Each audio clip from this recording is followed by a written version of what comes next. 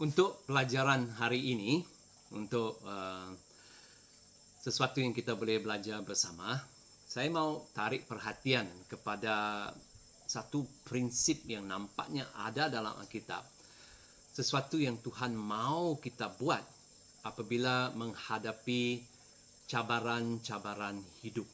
Apabila menghadapi susah sakit yang dibawa oleh hidup, apabila menghadapi tanggungjawab, apabila menghadapi kesukaran, nampaknya ada satu prinsip, ada satu sikap yang Tuhan mau kita miliki sebagai anak-anak Tuhan.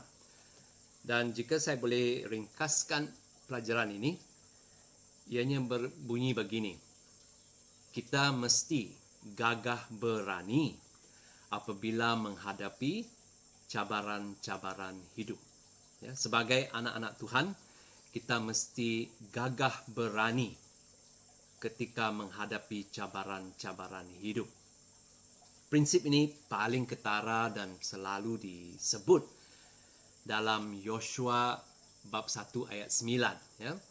Dan dalam petikan ini, perkataan courageous dipakai dalam bahasa Inggris.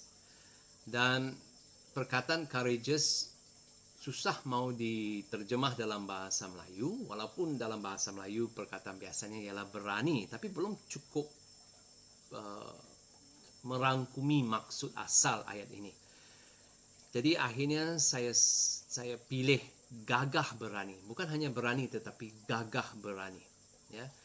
Dan Yosua diperintahkan oleh Tuhan supaya gagah berani dalam menghadapi tugas dia yang baru, dalam memegang jawatan dia yang baru sebagai pemimpin bangsa Israel menggantikan Musa. Jadi mari kita lihat ayat ini.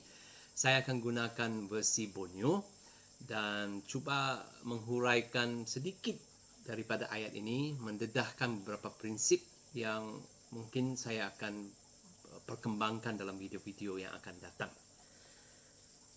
Yosua 1 ayat 9. Bukankah telah kuperintahkan kepadamu, kuatkanlah dan mantapkanlah hatimu.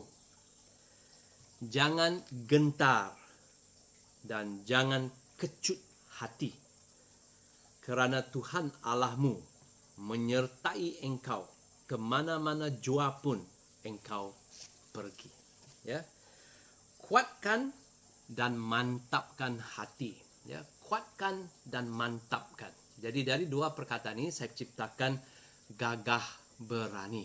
Ya, bila Tuhan berkata kuatkan dan mantapkan hatimu, maksud yang mau dibawa ialah gagahkan dan beranikan dirimu. Apakah lawan seorang yang tidak gagah berani? Seorang yang gagal untuk menguatkan dan memantapkan hati dia. Kata firman Tuhan ialah gentar dan kecut hati. Gentar dan kecut hati. Atau dengan maksud lain, pengecut yang takut. Pengecut yang takut. Jadi kita ada pilihan. Setiap kali ada cabaran, ada susah, ada tanggungjawab dalam hidup, Tuhan perintahkan kita untuk menjadi orang yang gagah berani. Dan Tuhan perintahkan kita supaya jangan menjadi pengecut yang takut. Tapi bagaimana hal ini terjadi? Kuncinya ialah apa yang kamu buat dengan hati kamu. Ya, sama ada kamu kuatkan dan mantapkan hati, atau kamu gentar dan kecutkan hati. So, apa maksud hati di sini? Dalam bahasa Inggris, perkataan hati di sini ialah psyche, di mana kita dapat perkataan psychology, ya, psikologi. Dan psyche dalam bahasa Alkitab merujuk khususnya kepada jiwa manusia, secara spesifik kepada pemikiran dan emosi, mental dan emosi seseorang. Jadi untuk menguatkan dan memantapkan hati, maksudnya kamu menguatkan dan memantapkan mental dan emosi kamu. So, mungkin saya berhenti di sini dan tanya satu soalan lah. Apakah yang sedang kamu buat sebagai seorang Kristian setiap hari untuk menguatkan, untuk memantapkan emosi dan mental kamu? Ya? Sebab kalau ianya tidak sengaja diusahakan, cepat dan senang untuk hati menjadi gentar dan kecut. Cepat dan senang untuk hati menjadi gentar dan kecut. Hati yang gentar dan kecut. Maksudnya mental dan emosi yang lemah. Mental dan emosi yang tidak terurus.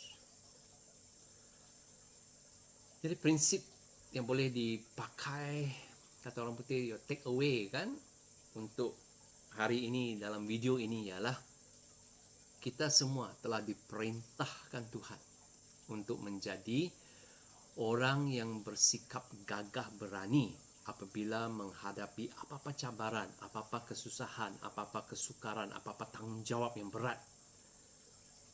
Dan dianya bermula dengan memiliki mental dan emosi yang kuat dan yang mantap.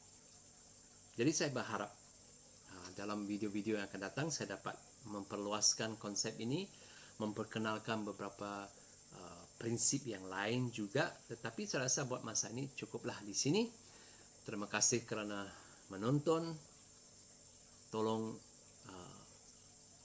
buat komen, tolong subscribe, dan kalau ada cadangan atau pertanyaan tentang apa yang baru saja saya ajar tadi, hubungi saya lah.